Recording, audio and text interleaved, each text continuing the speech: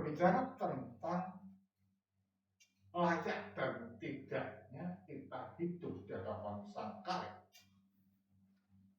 maka hal yang perlu kita lakukan adalah lakune urip. Ya kan? Tindakan hidup yang kita lakukan. Jadi tanpa adanya suatu gerakan di dalam kalbu kita untuk bertindak menuju kepada kesucian, maka kita ini adalah termasuk golongan yang paling celaka, golongan yang rugi, golongan yang tidak mempunyai harapan sama sekali. Nah, pertanyaan kalbu semacam ini rupanya juga tidak hanya dipertanyakan oleh orang zaman sekarang. Dulu pun ketika Yesus masih hidup, itu juga dipertanyakan. Mengapa guru yang baik? Bagaimana kita bisa hidup berkenan? Coba kita lihat di sana ya. Ada seorang muda datang kepada Yesus dan berkata, "Guru, perbuatan baik apakah yang harus kuperbuat untuk memperoleh hidup yang kekal?" Jadi kehidupan yang kekal ini rupanya menjadi suatu acuan, menjadi suatu cita-cita, dan menjadi suatu harapan bagi semua orang. Nah, apa syaratnya untuk dapat memperoleh hidup yang kekal? Ada orang berpendapat harus melalui bertapa, harus melalui berpuasa, harus melalui menyangkal diri, dan banyak hal laku suci yang dilakukan untuk memperoleh hidup kekal. Tetapi untuk memperoleh hidup kekal itu kan punya landasan dan punya tujuan yang betul-betul siapakah hidup kekal itu, dan bagaimana langkah-langkahnya. Maka dikatakan guru yang baik, perbuatan baik apakah yang harus kulakukan untuk memperoleh hidup yang kekal?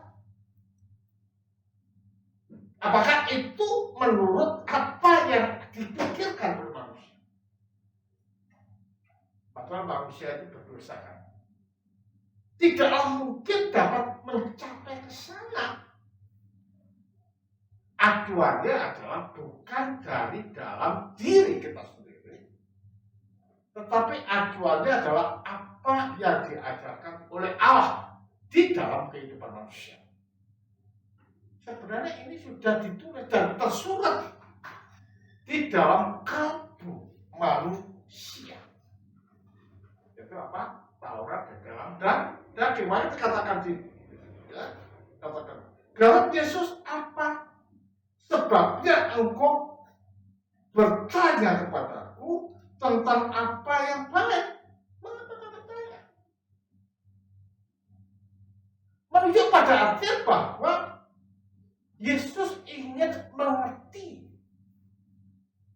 Yesus ingin menguji tentang apa? Tentang kedalaman batin dan kalbu orang itu. Mengapa engkau tanyakan kepada tentang yang baik? Ya. Jadi ini adalah merupakan masalah kalbu.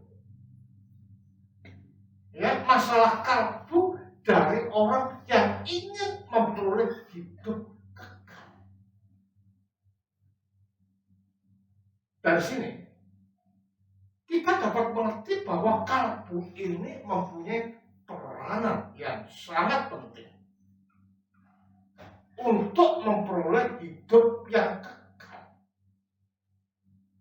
Siapa hidup itu? Kalau kita melihat siapa? kesucian, kebenaran, dan hidup.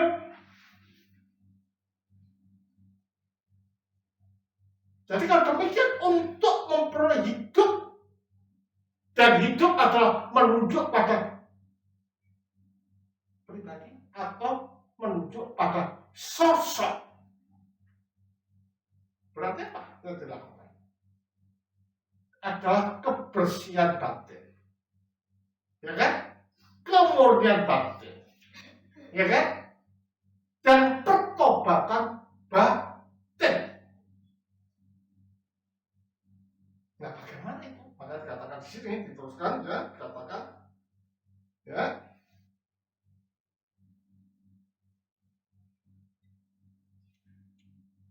Tetapi jika engkau ingin masuk ke dalam hidup, turutilah segala perintah Allah. Kalau orang masih tidak sadar, apa perintah Allah itu kan gitu kan? Belum sadar, tempat ini dapat kita lihat bahwa kalau dunia ini gelap. Apa perintah itu? Berarti kehidupan orang yang terputus dan berbuat dosa ini tidak tahu aturan, tidak tahu arahan, tidak tahu tujuan daripada itu. Paraning dumadi itu gimana? They don't know at all. So Jesus had to explain that to those people so that they able to understand. Jadi kamu ini betul-betul harus tahu sasaran dan bagaimana hidup yang sebenarnya. Dari situ kita dapat melihat kira-kira di dalam kehidupan kita hanya bergantung pada ini saja atau the whole thing in this life. It's not just our intellectual, it's not, but the whole thing in our life.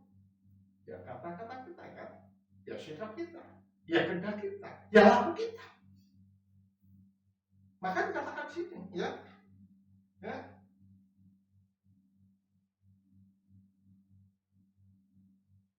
Dikata Yesus ketika bilang, jangan membunuh, jangan berzina, jangan mencuri, jangan mengucapkan saksi dusta, hormatilah ayahmu dan ibumu, dan kasihanlah sesamamu manusia seperti dirimu sendiri. Kata orang muda itu kepadanya, semuanya itu telah kuturuti, apalagi yang masih kurang. Sombong kan? Ya kan? Anak muda ini sangat sombong, arogan. Saya tidak berzina, saya tidak mencuri, saya tidak pernah bersaksi dusta, saya tidak pernah membunuh. Seakan-akan bahwa dia sudah melakukan the whole thing. Tapi apa katanya? Jualkan seluruh hartamu dan dapatkan batangan padamu. Dan di sini kata-kata apa yang itu sudah kulakukan batal. Kenapa? Karena tidak mempunyai kasih dan tidak mau menjual barangnya dan diberikan pada orang dan datang pada Yesus. Padahal kata jangan membunuh, jangan berdusta, jangan mencuri, itu sebenarnya intinya adalah orang kalau mengasihi tidak akan membunuh, ya kan? Orang yang mengasihi tidak akan merusak martabat dan harkat manusia dengan melakukan perzinahan, ya kan? Orang kalau mengasihi tidak mungkin berdusta. Orang yang mengasihi tidak mungkin membiarkan orang ini kelaparan. Orang yang mengasihi tidak mungkin untuk membunuh orang. Berarti kalau demikian ujiannya dan tesnya itu apa? Oh, makanya kasih itu kan menutupi segala sesuatu yang ada di dalam diri manusia. Ya kan? Jadi kasih ini merupakan suatu inti. Karena saya mengasihi itu tapi loh. Kalau sudah kasih, ada tapi itu kasih nggak? Kalau kasih ada tapi itu seperti itu nggak? Ya. Ya. Makanya dikatakan ketika di situ karena dia tidak bersama, dia pergi. Yesus mengatakan orang kaya itu susah untuk masuk ke kerajaan surga dan lebih mudah seorang seekor unta masuk ke lubang jarum. Mengapa dikatakan orang kaya susah masuk surga? Karena dia ini mengandalkan sesuatu itu pada apa yang dinamakan dengan benda-benda dan kekayaan-kekayaan duniawi.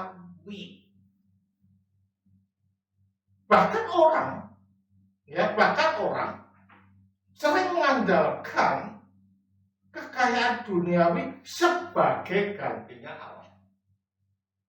Suatu misal minggu tidak tahu, saya bekerja, ya kan? Saya ada urusan.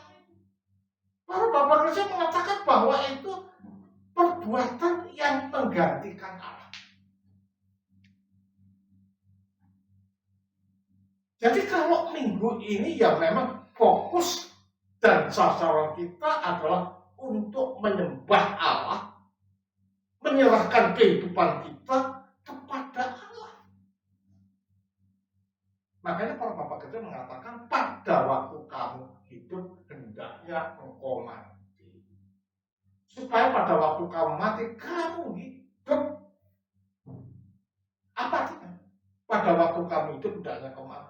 Kita jangan dunia oriented, jangan money oriented, jangan desire oriented, jangan,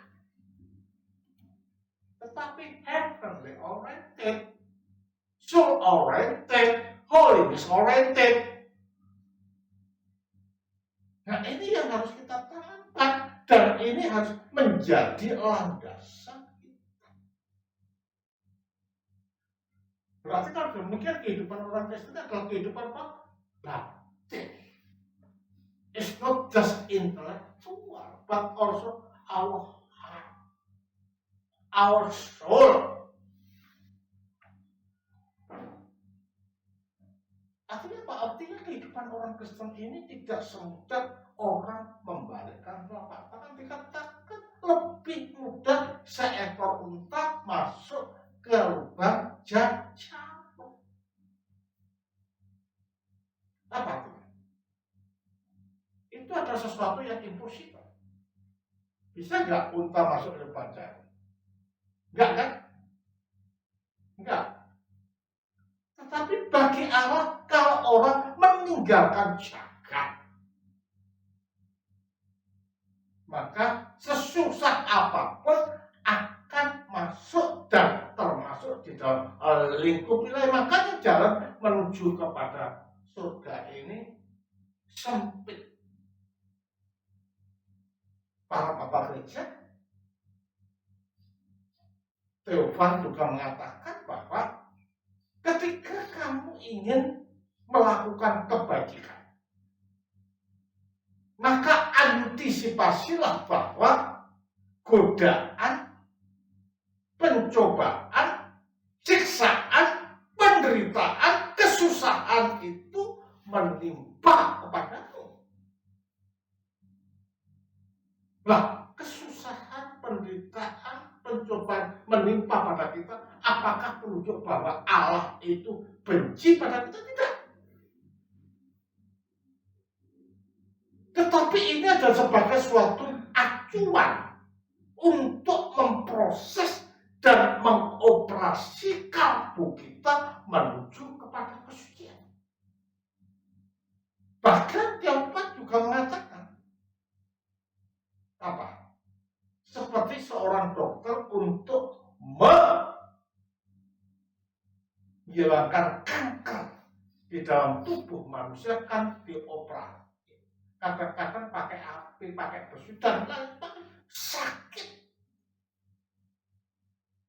menderita sedih, bahkan berteriak-teriak. Tetapi akhirnya sembuh. Jadi kalau untuk menuju kesucian itu tidak semudah orang membalikkan telapak tangan. Ya, tidak semudah. Tapi perlu dibentukkan, perlu kecewa, perlu mati. Ya, nah hal-hal semacam ini akhirnya kita menyadari bahwa semuanya itu kan kekuatan itu hanya ada di dalam Allah. Ya, ada di dalam Allah. Makanya penderitaan itu sebenarnya adalah menyadarkan diri kita bahwa we are nothing. Tidak ada artinya, tidak ada apa-apa. Kita ini seperti apa? Sampah kalau sudah diperhadapkan kepada Allah. Dan kita ini tidak bisa menjustifikasi diri kita terus-menerus. Nah, orang yang suka menjustifikasi diri terus-menerus di dalam hidup ini adalah penanti neraka. Mengapa? Karena ada pride, ada arogansi. Jadi inti daripada untuk dapat masuk kerajaan surga dan memperoleh hidup kekal adalah clean our heart. Itu adalah merupakan suatu landasan untuk kita masuk di dalam kerajaan surga. Itu katakan dulu. Nah, maka dikatakan Yesus berkata kepada murid-muridnya, aku berkata kepadamu, tadi saya katakan, sesungguhnya suka sekali seorang kaya masuk ke dalam kerajaan surga.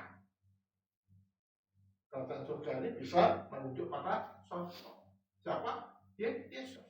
Terus, ya, sekali lagi aku berkata kepadamu, lebih mudah seekor unta masuk melalui lubang jarum daripada seorang kaya masuk ke dalam kerajaan Allah.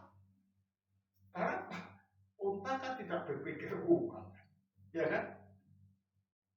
Tidak berpikir zakat, yang ada adalah kebersahajaan, ya, menerima apa adanya tanpa berpikir yang lain, ingin mengumpulkan duit tak. Ya. Nah dari sini kita dapat melihat terus, ya, ketika murid-murid mendengar itu sangat gemparlah mereka, kata para murid, dan berkata, jika demikian siapakah yang dapat diselamatkan? Akhirnya bingung kan? Siapa yang dapat diselamatkan? Apa kata Yesus? Yesus memandang mereka dan berkata, ya, bagi manusia hal ini tidak mungkin, tetapi bagi Allah segala sesuatu mungkin. Impossible to enter in His kingdom, but for God everything is possible. We able to enter in His heaven, in His kingdom, but ada persyaratan. Bersihkan hatimu, bersihkan pikiranmu, bersihkan gendakmu, Nah, di sini adalah merupakan suatu inti kita dapat masuk di dalam kerajaan surga. Makanya Matius mengatakan bahwa kumpulkanlah harta di surga, ngengat dan karat tidak dapat merusakkannya, dan pencuri tidak bisa mencuri. Ini adalah harus kita lakukan, dan ini adalah merupakan the guarantee of us to embrace that and enter in His kingdom. You have to do that in our life. Sehingga kita bisa masuk di dalam kerajaan Allah, bisa menyatu tunggal dengan Allah melalui sikap-sikap dan perilaku hidup kita saat di jagat ini. Berarti kan demikian, kehidupan kita boleh sembrono nggak? Nah. Boleh memikirkan jelek sama orang nggak? Enggak. Ingin membunuh orang nggak? Enggak. Ingin menipu orang? Enggak. Karena kalau ini kita lakukan semua, tidak ada kasih, padahal kasih adalah merupakan pondasi kita bisa merangkul dan masuk di dalam kerajaan Allah. Makanya kita harus saling merangkul, saudara, saling mengasihi, ya, saling mendoakan, saling memperhatikan di dalam hidup supaya kita bisa masuk di dalam kerajaan Allah. Karena rangkul dan merangkul ini bak kita seperti doa, seperti unta yang hidup bersahaja dan clean di hadapan Allah. Tetaplah maju di dalam Kristus, karena di sana adalah harapan dan persucian kita. Kemudian hari Sabat, Sang Putra Roh Kudus, Tuhan memberkati.